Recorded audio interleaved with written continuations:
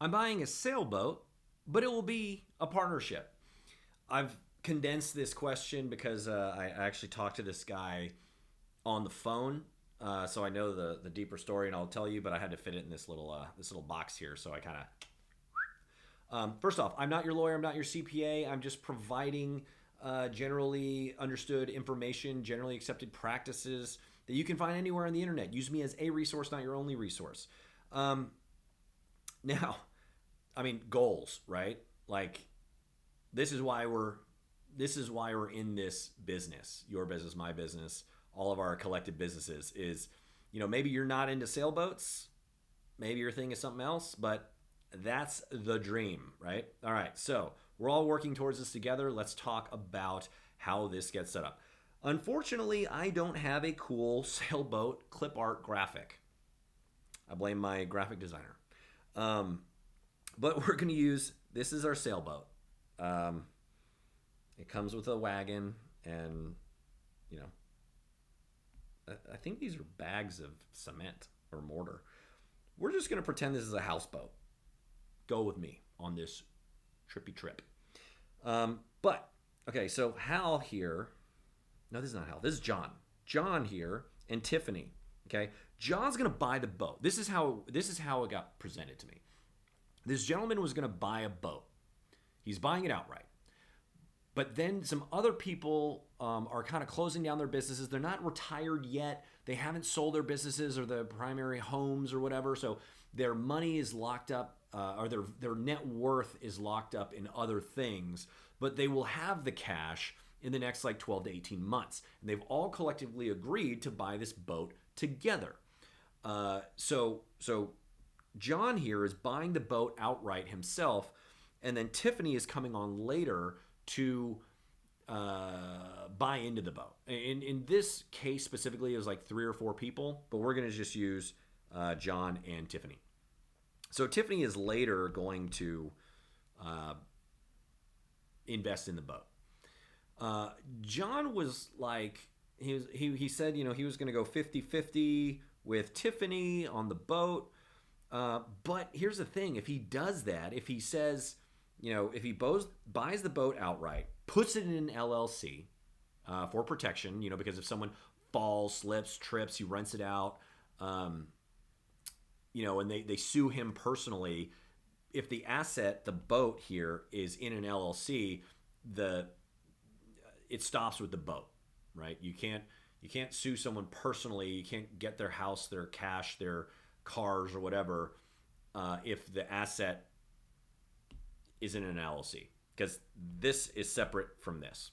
Okay, that's the point of an LLC. Now he was going to say, okay, well, I'm going to buy the boat outright, but then I'm going to put Tiffany on as a 50% owner. And so the LLC, the boat LLC, from day one would be owned 50% by John and 50% by Tiffany. Here's the problem with that, is that the moment the boat goes into the ownership of the LLC, and the moment that John and Tiffany are both 50% owners of that LLC, Tiffany immediately owns 50% of that boat, and she doesn't have to pay anything. All right? Now, you can extrapolate that and say, we had a written agreement that you were going to put in $50,000 and then buy into the boat, and you never did that. Therefore, you don't own 50%.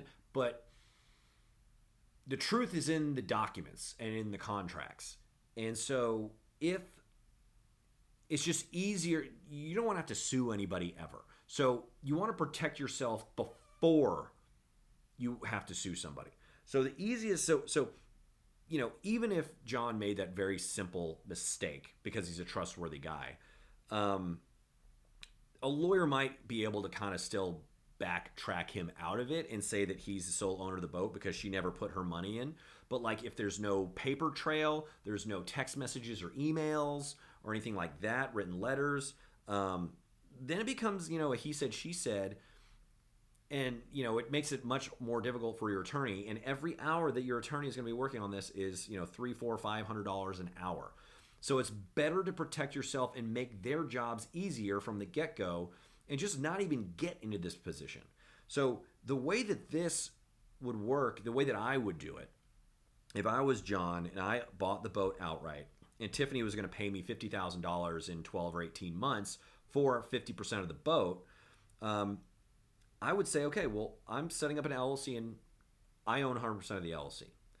In 12 or 18 months, when you have that cash because you've liquidated other assets, you come to me with that $50,000 and I will do a change amendment on the legal documents.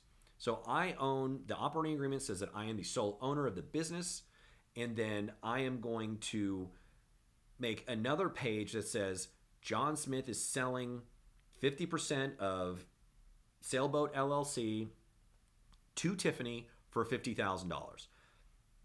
I sign it, she signs it, puts it at the back of the legal document, and then she's 50% owner. And then if she doesn't pay that $50,000, then you can backtrack out of that because it's all written down, that $50,000 buy-in, but the $50,000 didn't happen. But yeah, so that is the proper way to do that. And that brings up something else. Businesses are changeable.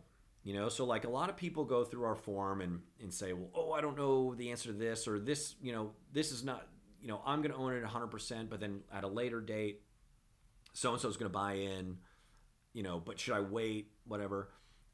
We've got what's called the live dashboard. So we're the only company that provides this. It is actually a login, a dashboard, and you change the information live. On all other of our competitors, it's all read-only. You can actually change the information on your LLC.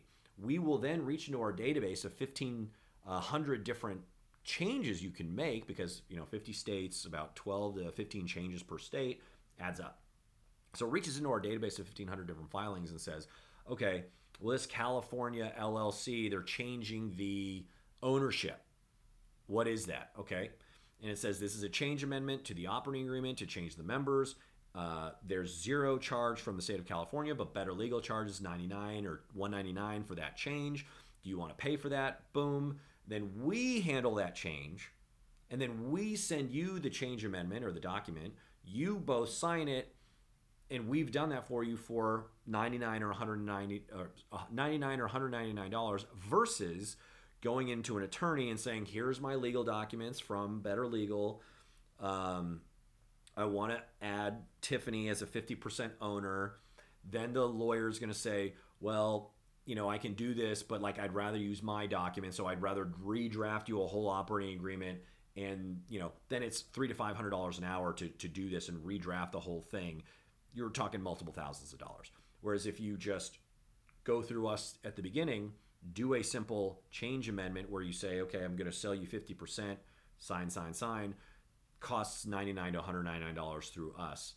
So that's the benefit of going through us, is that we've done all these different things. Not only do we form the business, but we help maintain the business through the life cycle of the business and walk you through that process. And just things change over time with the states and whatever. So we keep things up to date.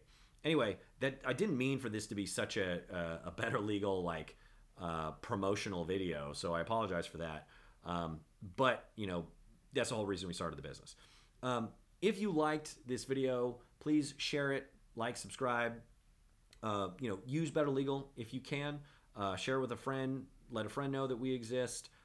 If you have questions, ask them at betterlegal.com in the chat or comment below if you need further clarification, and I will see you in the next video.